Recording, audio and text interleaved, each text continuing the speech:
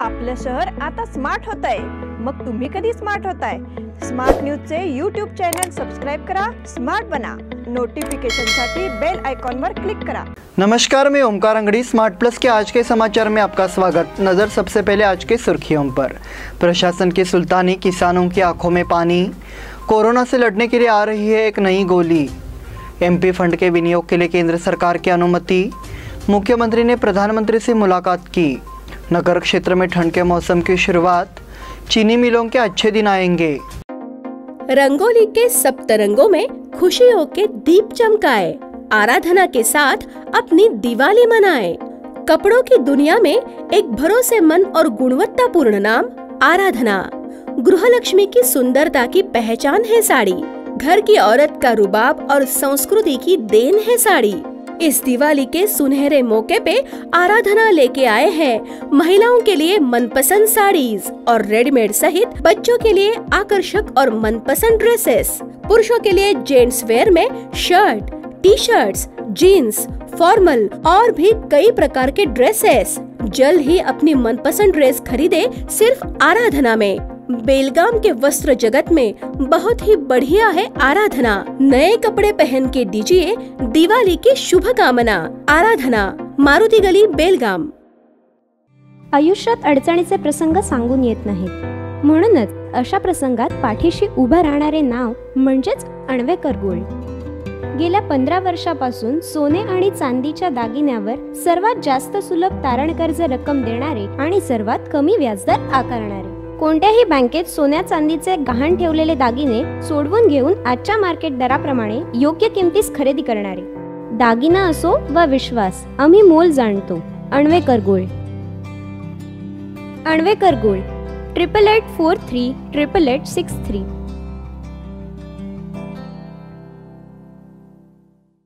अब समाचार विस्तार से। हलगा मच्छी बाईपास रोड के लिए किसानों पर दबाव बनाने वाले प्रशासन ने मच्छेगांव में फिर दमन का सहारा लिया। इसके चलते किसान आक्रोशित हो गए। इनमें से एक ने खुद को आग लगाकर आत्महत्या करने की कोशिश की। इससे यहाँ का माहौल तनावपूर्ण हो गया है। किसान को इलाज के लिए सिविल अस्पताल में भर्ती कराया गया है। किसान का नाम आकाश अनगोलकर है। इससे पहले कई बार अधिकारियों को वापस भेजा गया और आक्रोशित प्रशासन ने पुलिस संरक्षण में क्षेत्र के किसानों को कुचलने का प्रयास किया। हालांकि बलिराजा ने एक बार फिर वही कड़ा विरोध दिखाया। उल्लेखनीय है कि इस आंदोलन में बड़ी संख्या में किसान महिलाओं ने भी भाग लिया। दंगा गियर में पुलिस ने ट्रक द्वारा सैकड़ों प्रदर्शनकारियों को हटाते हुए शुक्रवार को एक रैली की। यहाँ किसान परिवारों ने रो रो कर अपना रोष प्रकट किया। हलगा मच्छी बाईपास रोड के लिए उपजाऊ और दोहरी फसल के लिए अच्छी मानी जाने वाली उर्वर भूमि न ली जाए, इसके लिए पिछले 10 साल से लड़ाई चल रही है। शाहपुर, वडगांव, येल्लूर, पुराना बेलगाम, अनगोल क्षेत्र की भूमि बासमती की खेती के लिए पोषक है। हालांकि यहाँ की जमीन को अवैध रूप से अधिग्रहित कर हलगा मच्छी बाईपास रोड बनाने की योजना बनाई गई है। नतीजतः किसानों को निर्वासित कर दिया गया है और भूमि अधिग्रहण की मांग को रद्द कर दिया जाना चाहिए। कोरोना से लड़ने के लिए आ रही है एक नई गोली। कोरोना के खिलाफ भारत की लड़ाई में अब देश को नए हथियार मिलेंगे। यह विज्ञान दवा की गोली बनाने जा रहा है। यह गोली कोरोना मरीजों को दी जाएगी और इससे उनके अस्पताल में भर्ती होने और मौत का खतरा कम होगा। मर्क की एंटीवायरल दवा मोलनुपिरविर को कोरोना के हल्के से मध्यम लक्षण वाले मरीजों के इलाज के लिए कुछ दिनों में आपातकालीन उपयोग के लिए मंजूरी दी जाएगी। CSIR के कोविड स्ट्रेटेजी ग्रुप के अध्यक्ष डॉक्टर विश्वकर्मा ने कहा कि यह दवा उन वयस्कों के लिए होगी जिनमें कोरोना के गंभीर लक्षण है या जिन्हें अस्पताल में भर्ती होने का डर है। कोविड रणनीति समूह राम विश्वकर्मा ने बताया कि फाइजर के दवाई में कुछ समय लग सकता है। इन दोनों दवाओं के आने से सकारात्मक प्रभाव बढ़ेगा। ये कोरोना महामारी से लड़ने के लिए टीकाकरण से ज़्यादा कारगर होंगे। एमपी फंड के विनियोग के लिए केंद्र सरकार की अनुमति। साल के दौरान आने वाली 7 राज्यों में विधानसभा चुनाव और पार्टी समर्थक और पार्टी विरोधी दोनों सांसदों के बढ़ते दबाव के मद्देनजर केंद्र ने बुधवार को 2 साल पुराने जमे हुए एमपी फंड को फिर से पेश करने का एक महत्वपूर्ण निर्णय लिया। कोरोना महामारी के बाद सरकारी कर्मचारियों के महंगाई भत्ते, सांसदों के लिए अन्य भत्ते, साथ ही सांसद निधि को निलंबित कर दिया गया था। केंद्र सरकार ने राजकोष से उपलब्ध कराए गए धन को कोरोना से संबंधित विभिन्न उपायों पर खर्च करने का निर्णय लिया। 1.5 साल बाद सरकारी कर्मचारियों का महंगाई भत्ता रद्द कर दिया गया और बढ़ा दिया गया। इसलिए सांसद निधि के विनियोग को फिर से शुरू करने का निर्णय बुधवार को प्रधानमंत्री नरेंद्र मोदी की अध्यक्षता में केंद्रीय मंत्रिमंडल की बैठक में लिया गया। फंड को अप्रैल 2020 में 2 साल के लिए फ्रीज कर दिया गया था और 7,900 करोड़ रुपए नेशनल इंटीग्रेटेड फंड में जमा किए गए थे। वित्तीय वर्ष 2021-22 से हर सांसद के लिए 2 करोड़ रुपए का कोष उपलब्ध कराया जाएगा। केंद्रीय सूचना एवं प्रसारण मंत्री अनुराग ठाकुर ने कहा कि 2022-23 से 2025-26 तक हर साल 2 किस्तों में 5 करोड़ रुपए का फंड मुहैया कराया जाएगा। मुख्यमंत्री ने प्रधानमंत्री से मुलाकात की। मुख्यमंत्री बसवराज बोम्मई ने गुरुवार सुबह प्रधानमंत्री नरेंद्र मोदी से मुलाकात कर राज्य के हालात का जायजा लिया और केंद्र से जरूरी मदद मांगी। वो मुख्य रूप से कृष्णा कावेरी नदी पर जल संकट को हल करने के लिए प्रधानमंत्री मोदी के साथ बातचीत कर रहे हैं। ये बिटकॉइन के मुद्दे पर भी चर्चा की, जो राजनीति में बाधा डाल रहे हैं। उन्होंने हाल ही में उपचुनाव के नतीजों की जानकारी प्रधानमंत्री को दी। साथ ही प्रधानमंत्री के दौरे से पहले उन्होंने भाजपा के राष्ट्रीय अध्यक्ष JP नड्डा से भी बातचीत की। हालांकि उन्होंने कहा कि वो कैबिनेट विस्तार पर कुछ वरिष्ठ नेताओं के साथ चर्चा करेंगे। नगर क्षेत्र में ठंड के मौसम की शुरुआत। पिछले एक हफ्ते से अक्टूबर की गर्मी झेल रहे शहर में अब ठंड का एहसास हो रहा है। शहर के क्षेत्र में शीतलहर शुरू हो गई है और तापमान में भी गिरावट शुरू हो गई है। इसलिए शहर वायु परिवर्तन की प्रक्रिया से गुजर रहा है। बढ़ती ठंड के कारण स्वास्थ्य समस्याएं बढ़ रही है और ये समय नागरिकों के लिए अपने सर्दियों के स्वास्थ्य का ध्यान रखने का है। पिछले 2 महीनों में बेमौसम बारिश के कारण शहर की जलवायु में नाटकीय रूप से बदलाव आया है। इसमें से नागरिकों को स्वास्थ्य समस्याओं का सामना करना पड़ा। इसके बाद अक्टूबर में गर्मी तेज़ हो गई। अब ये बदल गया है। शाम 5 बजे के बाद अंधेरा हो रहा है और ठंड बढ़ती जा रही है। आधी रात के बाद जैसे जैसे ठंड बढ़ती जा रही है, नागरिकों की आवाजाही नियंत्रित होती जा रही है। सुबह कोहरे की भी लहर बन रही है और ठंड का असर आते जाते समय दिखाई दे रहा है। पिछले कुछ दिनों से बंद पड़े स्वेटर और जैकेट विक्रेता भी सक्रिय होते दिख रहे हैं। चीनी मिलों के अच्छे दिन आएंगे। केंद्र सरकार ने इथेनॉल की कीमत बढ़ाने का फैसला किया है। इससे संकटग्रस्त चीनी मिलों की अर्थव्यवस्था की मिठास में इजाफा हुआ है। 80 रुपये से 1.5 रुपये प्रति लीटर की बढ़ोतरी से फैक्ट्रियों के अच्छे दिन होंगे। इस साल चीनी के रिकॉर्ड उत्पादन के साथ इथेनॉल की बढ़ती कीमतों से इसकी कीमतों को नियंत्रण में रखने में बड़ी मदद मिलेगी। चीनी उद्योग पिछले 5-6 साल से संकट में है। चीनी की बढ़ती कीमतों से फैक्ट्रियों को घाटा हो रहा था। हालांकि पिछले 6 महीनों में अंतर्राष्ट्रीय चीनी की कीमतों में बढ़ोतरी ने मिलों की अच्छी शुरुआत दी है। चीनी के विकल्प के रूप में इथेनॉल उत्पादन को बढ़ावा देने के लिए इसकी दरों में वृद्धि करने की मांग की गई। केंद्र ने बुधवार को कारखानों की मांग के मुताबिक इथेनॉल का दाम बढ़ाने का फैसला किया। यह फैसला फैक्ट्रियों के लिए राहत की बात है। इस साल कम से कम 10 से 12 लाख टन चीनी का उत्पादन कम होने की उम्मीद है और इसके बजाय इथेनॉल का उत्पादन किया जाता है। अगर ऐसा होता है तो चीनी की कीमतों को नियंत्रण में रखने में मदद मिलेगी। इससे चीनी मिलों को फायदा होगा। इस बुलेटिन में वक्त हो गया है छोटे से ब्रेक का। देखते रहिए smart plus. Poddar brothers jewellers, a perfect blend of traditional and modern jewelry in North Karnataka, Goa and Southern Maharashtra, serving since 5 generations.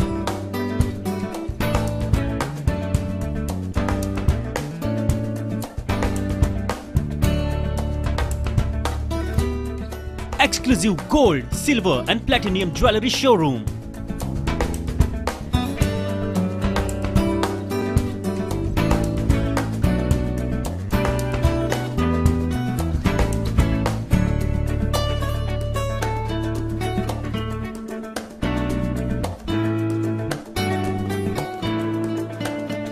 Poddar Brothers, Poddar Sons and Grandsons. Khade Bazar, Belgaum. Call is on 0831 240 5550 or 51 or 52 or 53. Visit us at www.poddarjewelers.com. बेलगाम वासियों के पसंद में उतरा उड़ान बार and restaurant. Social distancing का ख्याल रखते हुए हमारा स्टाफ देता है बेहतरीन सर्विस का विश्वास। यहां है पार्टी और फंक्शन के लिए 3 आलीशान हॉल, कारपोरेट डिनर मीटिंग के लिए 3 अलग कक्ष, IPL मैच देखने के लिए 3 बड़े स्क्रीन की विशेष सुविधा। इसके साथ ही साफ सुथरा किचन जहां हमारा वेल क्वालिफाइड स्टाफ देता है क्वालिटी और हाइजीनिक फूड की गारंटी। तो फिर खाने की हो बात तो आना परिवार के साथ। उड़ान बार एंड रेस्टोरेंट, लिंगराज कॉलेज के पास, बेलगावी। फोन 0831 2435 777। ब्रेक के बाद फिर से आपका स्वागत। महाराष्ट्र से कर्नाटक में प्रवेश करने वालों के लिए कोरोना टेस्ट रिपोर्ट में जबरन ढील दी गई है। इसलिए Karnataka north west transport corporation ने भी महाराष्ट्र में पूरी क्षमता से बस सेवा शुरू करने के प्रयास तेज कर दिए हैं। बेलगाम से चंदगढ़, कोवाड़ और कोल्हापुर के लिए भी बसें छोड़ी जाएगी। फिलहाल महाराष्ट्र एसटी कॉरपोरेशन के कर्मचारियों का आंदोलन जारी है, इसलिए कर्नाटक परिवहन बोर्ड ने अपनी बसों को महाराष्ट्र में नहीं छोड़ा। आंदोलन वापस लेने की घोषणा होते ही बेलगाम से महाराष्ट्र के लिए बस सेवा शुरू कर दी जाएगी। कर्नाटक सरकार ने मंगलवार को महाराष्ट्र से कर्नाटक में प्रवेश करने वालों के लिए कोरोना रिपोर्ट में ढील दी, इसलिए महाराष्ट्र में बस सेवा शुरू करने के लिए नॉर्थ वेस्ट ट्रांसपोर्ट बोर्ड का आंदोलन बीती रात से शुरू हो गया था। लेकिन महाराष्ट्र एसटी कार्यकर्ताओं के आंदोलन के कारण यह फैसला वापस ले लिया गया। अधिवेशन के पहले दिन समिति की ओर से महामेलावा। कर्नाटक सरकार सीमावर्ती क्षेत्रों में मराठी भाषियों के साथ अन्याय करने के लिए लगातार उत्पीड़न के प्रयोग कर रही है, इसलिए आने वाले समय में विधानमंडल का सत्र बुलाने का संघर्ष भी शुरू हो गया है। सीमा पर कर्नाटक का अधिकार जताने के सरकार के इन प्रयासों का मराठी बंधुओं ने जवाब दिया है। अधिवेशन के पहले दिन महामेलावा आयोजित कर मराठी भाषियों की शक्ति का परिचय दिया जाता है। अब तक के अनुभव को देखते हुए सीमावर्ती क्षेत्रों में मराठी बंधुओं ने न्याय की मांग को लेकर कई आंदोलन शुरू कर दिए हैं, इसलिए सीमा पर आवाजाही को भी इस तरह से सफल बनाने की तैयारी की जा रही है। सीमावर्ती बंधुओं की मांग आगामी अधिवेशन के दौरान आवाज उठाने की है। प्रशासन अधिवेशन के मौके पर बेलगाम को कन्नड़ बनाने की कोशिश कर रहा है। हालांकि उनका जवाब देने के लिए सम्मेलन आयोजित करने की तैयारी की जा रही है। पर 1 नवंबर को नियोजित साइकिल की सवारी के लिए अनुमति अस्वीकार की गई थी, लेकिन सीमा प्रहरियों ने विरोध आंदोलन को सफल बना दिया। अब अधिवेशन के आयोजन में किसी प्रकार की बाधा के बावजूद अधिवेशन आयोजित करने की चर्चा शुरू हो गई है। विधान परिषद के लिए उम्मीदवारों की घोषणा कल। विधान परिषद चुनाव के लिए प्रत्याशी घोषित करने की होड़ शुरू हो गई है। इसी पृष्ठभूमि में अब मुख्यमंत्री बसवराज बोम्मई नई दिल्ली के लिए रवाना हो गए हैं। तो उम्मीदवार चयन का गणित कब जारी किया जाएगा, इसने पार्टी नेताओं का ध्यान खींचा है। बेलगाम से संभावना जताई जा रही है कि बीजेपी महांतेश कवडकीमठ के नाम पर दोबारा मुहर लग सकती है। हालांकि अब पार्टी की बैठकें जोर पकड़ रही है। निकट भविष्य में कैबिनेट का विस्तार करने के मकसद से अब मुख्यमंत्री का बीजेपी पार्टी नेताओं से मिलने का कार्यक्रम शुरू हो गया है। प्रधानमंत्री नरेंद्र मोदी भी नई दिल्ली में मुलाकात करेंगे। हालांकि आगामी विधान परिषद चुनाव में उम्मीदवारों को चयन का ड्रामा भी दिल्ली में पूरा होने की संभावना है। इसके चलते स्थानीय भाजपा नेताओं में हड़कंप मच गया है। एक तरफ कैबिनेट में स्थिति पर चर्चा और दूसरी तरफ विधान परिषद चुनाव के लिए टिकटों के बंटवारे को लेकर इस समय नेतृत्व में घमासान चल रहा है। जिलाधिकारी द्वारा घोषित हुई विधान परिषद चुनाव की अधिसूचना। विधान परिषद के लिए बेलगाम में 2 सहित राज्य की 25 सीटों के लिए 10 दिसंबर को मतदान होगा। इस चुनाव के लिए उम्मीदवारी के आवेदन 16 नवंबर से शुरू होंगे। विधान परिषद के 25 सदस्यों का कार्यकाल 5 जनवरी को समाप्त हो रहा है। इस पृष्ठभूमि के खिलाफ कर्नाटक राज्य चुनाव आयोग ने विधान परिषद की 25 सीटों के लिए चुनाव की घोषणा की है, जो 10 दिसंबर को होगी। चुनाव के नतीजे 14 तारीख को घोषित किए जाएंगे। इनमें से 2 स्थान बेलगाम जिले में हैं, इसलिए अब अभ्यर्थियों का गठन शुरू होगा। इस चुनाव में स्थानीय निकायों के निर्वाचित सदस्यों को वोट देने का अधिकार होता है। उन्होंने कहा कि ग्राम पंचायत सदस्य, अध्यक्ष, तालुका पंचायत और जिला पंचायत सदस्य और अध्यक्ष के साथ साथ नगर निगम जैसे स्थानीय निकायों के प्रतिनिधि इस चुनाव में अपना वोट डाल सकते हैं। तालुका क्षेत्र में फसल की कटाई शुरू। बेलगाम तालुका के क्षेत्र पर बादल छाए रहने के कारण फसल कटाई का काम फिर से शुरू हो गया है। बादल छाए रहने से किसानों को राहत मिली है। नतीजतः खेती जोर शोर से शुरू हो गई है और धान की कटाई पर जोर दिया गया है। तालुका में धान की कटाई और थ्रेसिंग का काम जोरों पर शुरू हो गया है। पिछले सप्ताह हुई बारिश ने लगातार 2 दिनों तक उपस्थिति दर्ज कराई। इसके बाद 4 दिनों तक बादल छाए रहे। इसका खामियाजा किसानों को भुगतना पड़ा। कटाई का काम रोकना पड़ा। किसानों को धान की कटाई और मड़ाई टालनी पड़ी। लेकिन बुधवार की सुबह बादल छाए रहे, हवा में भोर हो गई, गर्मी कम हुई। इससे किसानों को राहत मिली है।